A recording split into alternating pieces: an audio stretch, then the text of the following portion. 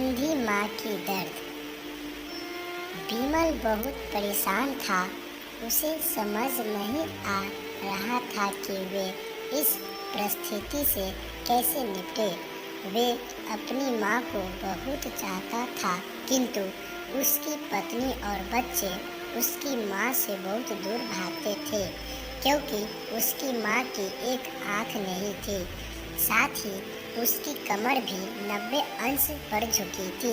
वैसे वह अपना काम सब खुद कर लेती है, किंतु फिर भी वे उनकी पत्नी और बच्चे के लिए हमेशा खटकती है। दादी, आप ऊपर के कमरे में जाओ, मेरे दोस्त आ रहे हैं, बिमल के बेटे अखिल ने बड़े बेरुखी से कहा। पर बेटा, मैं तो यहाँ बहुत दूर बैठी हूँ, बिमल की माँ ने बहुत प्यार से कहा। नहीं, आप उसके सामने मत आओ, वे मुझे चिढ़ाते हैं, अखिल ने जोर से डांटते हुए कहा। क्या हुआ अखिल, क्यों चिल्ला रहे हो? बिमल की पत्नी कामनी ने किचन से ही आवाज़ लगाई। देखो ना माँ, ये दादी यहीं डाइनिंग रूम में बैठी है और मेरे दोस्त आ रहे हैं, अखिल ने शिकायत भरे लफ्ज़ों में कहा। माँ जी, आप ऊपर चली जाओ, क्यों हम लोगों को लजवाती हो? कामनी ने बेटे का पक्ष लेते हुए कहा। बेचारी सरस्वती चुपचाप उठकर जीने के सहारे ऊपर जाने लगी। कमर झुकी होने के कारण उन्हें ऊपर चढ़ने में बहुत परेशानी हो रही थी, किंतु वे पूरी ताकत से ऊपर के एक अकेले कोने वाले कमरे में जाकर बैठ गई। बिमल बाजू के कमरे से सब कुछ सुन रहा था। उसे कष्ट हो रहा था कि उसकी माँ को अपमानित होना पड़ रहा है, किंतु वे असहाय था। अगर वे कुछ कहता है तो पत्नी और बच्चे उसका विरोध करने लगते हैं।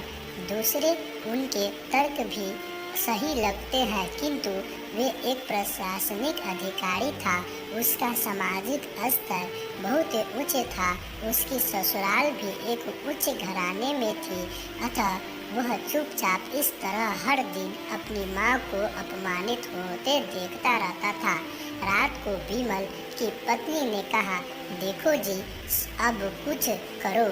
कल कलेक्टर साहब की पत्नी आई थी, माँ अपनी देसी भूस धारा में उससे मिली। मुझे बहुत शर्म आ रही थी बताते हुए कि ये मेरी सास है। मैंने कह दिया कि दूर की रिश्तेदार है, इलाज कराने आई है। बिमल को रोना आ गया, किंतु फिर भी वह चुप रहा। उसे समझ में नहीं आ रहा था कि वे क्या करें। अपने बेटे की मन स्थिति को सरस्वती अच्छी तरह से जानती थी और बेटे को कोई कष्ट न हो, इसीलिए वे हर बात को चुपचाप सह लेती थी। बिमल बहुत उदास रहने लगा। एक तरफ परिवार और सामाजिक स्तर पर जीने की प्रतिबद्धता थी, तो दूसरी ओर माँ। आखिर माँ से अपने बेटे की यह हालात नहीं देखी गई। एक दिन उसने अपने बेटे से कहा, बिमल, बहुत दिन हो गया है, मैं अपने गांव जाना चाहती हूँ, मुझे वहाँ पहुँचा दो।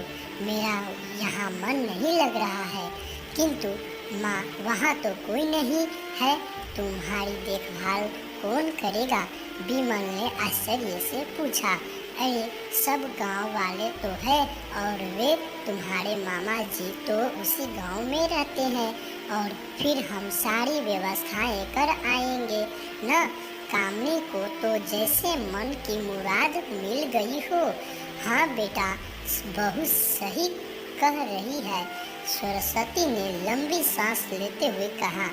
बिमल जानता था कि गांव में माँ की देखभाल करने वाला कोई नहीं है, लेकिन अपनी पत्नी की जिद के कारण वह अपनी माँ को गांव छोड़ने पर विवश हो गया। माँ को गांव छोड़कर आते वक्त उसे रोना आ रहा था।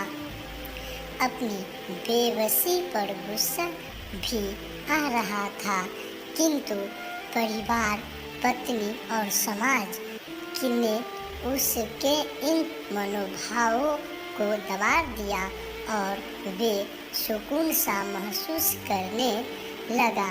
कुछ दिन के बाद उसके चाचा जो अमेरिका में रहते थे आने वाले थे। जब बिमल बहुत छोटा था, उसके पिता जीवित थे, तब वे भारत आए थे और उसके बाद वे अब भारत आने वाले थे। पूरे परिवार और आस पड़ोस बहुत उत्साहित था। अमेरिका से बिमल के डॉक्टर चचा आ रहे थे। डॉक्टर रमेश ने जैसे ही घर में कदम रखा, सबने मिलकर बहुत उत्साह से उसका स्वागत किया। क्यों बिमल भाभी नहीं दिख रही है? डॉक्टर रमेश ने उत्सुकता पूर्वक से पूछा। जी, वे गांव में रहती है, यहाँ उनका मन नहीं लगता, कामनी ने सपाट लफ्जों में उत्तर दिया। डॉक्टर रमेश ने बिमल की ओर देखा तो बिमल ने अपनी आंखें झुका ली। डॉक्टर रमेश सब समझ गए। बोले, कल हम भाभी से मिलने गांव चलेंगे। सब लोग दूसरे दिन सभी लोग गांव के घर में पहुँचे। देखा कि सरस्वती को बहुत तेज बुखार है और वे पलंग पर असहाय पड़ी है। डॉक्टर रमेश दौड़कर सरस्वती के पास गए, उसके पैर छूकर रोने लगे। सरस्वती की ये हालत उसकी कल्पना से परे थी। वह बेटा बिमल, तूने तो नाम उजागर कर दिया। अपनी माँ की ये हालत देखकर तुझे तो शर्म भी नहीं आ रही होगी। डॉक्टर रमेश ने बिमल को लगभग डांटते हुए कहा। नहीं देवर जी, बिमल का कोई दोष नहीं है, मैं खुद गांव आई थी। सरस्वती ने अपने बेटे का बचाव किया, मुझे सब पता चल गया है। भाभी, आप चुप रहो। क्यों बहू, तुम्हें अपनी सास की कुरूपता पसंद नहीं है? समाज में तुम्हें नीचा दिखना पड़ता है ना? डॉक्टर रमेश ने कामनी की ओर व्यंग्य से देखा। कामनी निरुत्तर होकर बिमल को देखने लगी। आज तुम जिस सामाजिक स्तर पर हो, वे इन्हीं के संघर्षों की देन है। और बेटा बिमल, तुम्हें शायद मालूम न हो कि बचपन में जब तुम 1 साल के थे, तब छत से नीचे गिरने के कारण तुम्हारी एक आंख फूट गई थी और तुम्हारी रीढ़ की हड्डी में भी समस्या थी। तब तुम्हारी इस कुरूप माँ ने अपनी एक आंख और अपना बोन मोरो तुम्हें देखकर इतना सुंदर स्वरूप दिया था।